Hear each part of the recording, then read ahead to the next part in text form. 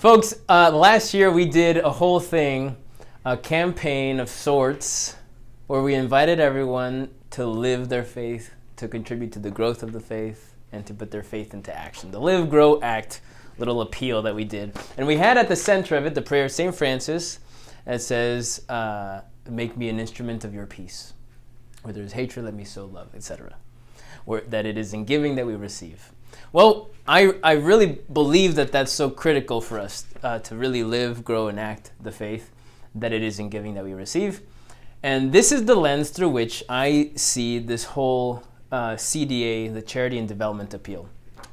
I just don't think it's ever healthy for us spiritually to overthink when it comes to generosity, when it comes to giving to those in need, when it comes to supporting our diocese and our bishop.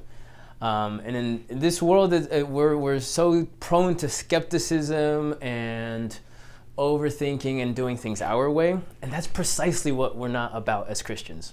So the CDA campaign is an opportunity to contribute to the growth of the church, the growth of the faith, the growth of service opportunities, and for the opportunity for those who are in need to receive. Guys, I don't know if you know this, but I find this pretty shocking, that because of this campaign, just in the last year, 14,000 children were able to receive a Catholic education in the faith. And now I grew up homeschooling, but I think that even for my family, homeschooling, that's what my parents were doing for me, but they helped contribute through this campaign to those who were better fit for the Catholic schools. Some people send their kids to public schools for whatever reasons, but they can still help 14,000 kids receive an education through our Catholic schools that do amazing things. It's not for everyone, but everyone should help this cause. 14,000 kids. But there's another thing. Through this campaign, we help numerous charitable organizations, such as the Aid to Women Center. That the Aid to Women Center is one of several other clinics that help women in need with unplanned pregnancies, etc. Well, through this campaign, Aid to Women Centers, the pregnancies, 5 of our pregnancy centers, did 3,859 ultrasounds. 3,859 ultrasounds, which is proven over time that when a woman sees her baby in an ultrasound, if she's been thinking of terminating her pregnancy, she has a change of heart. And that has saved lives, but it's also opened up the hearts of many people. 3,800. The Aid to Women Center specifically has had over 6,000 appointments, counseling that they do for women.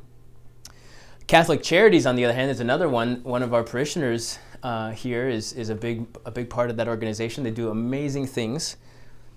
Catholic Charities has helped 4,622 children in need. And we're talking poverty, hunger, no education, all kinds of serious needs. They have branches that help everyone from those who are being trafficked in sex trafficking. Catholic Charities also helps the homeless. They contribute to the needs of all kinds of groups, veterans. So 4,622 children alone is not counting the women and men who have been served.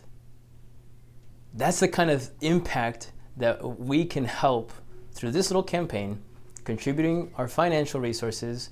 We're helping grow the amount of people.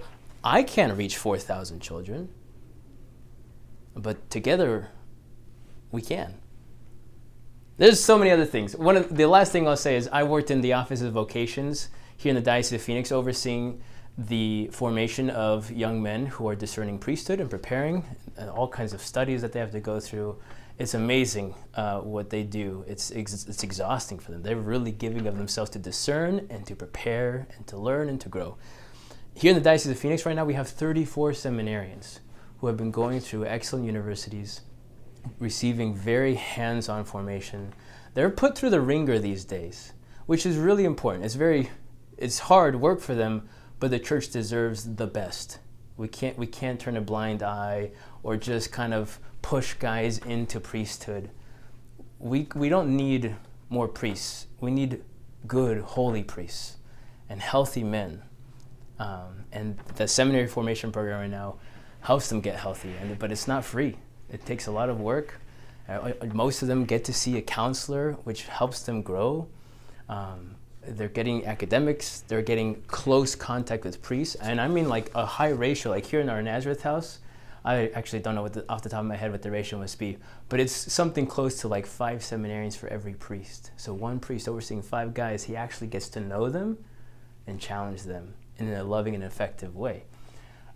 So folks, that's the impact that this campaign is having, and can continue to not only have this, but we can help grow the impact by our gift. Now, I'd love to keep all the money for myself because we have our own bills to pay here at St. Simon and Jude, and I think there's all kinds of opportunities to grow the impact that our cathedral church has. So part of this does come back to us, which is a gift. But I'm convinced that it is in giving that we receive.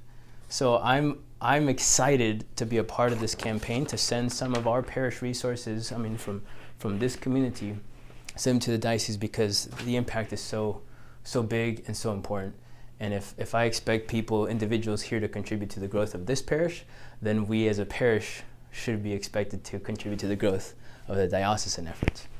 That's my little spiel. That's why I'm excited to invite you into this mission of the Charity and Development Appeal 2023. What's the Lord going to do? And don't forget that you don't have to give a lot. Again, it's really bad to overthink things. If you've got $1, just give it. It's better to give $2 than to give nothing. I would love to see everybody give something, because that would be a big deal. If all of us give something, we all give our little bit, we can do something really beautiful for God and His church. Okay, I've talked too long. Goodbye.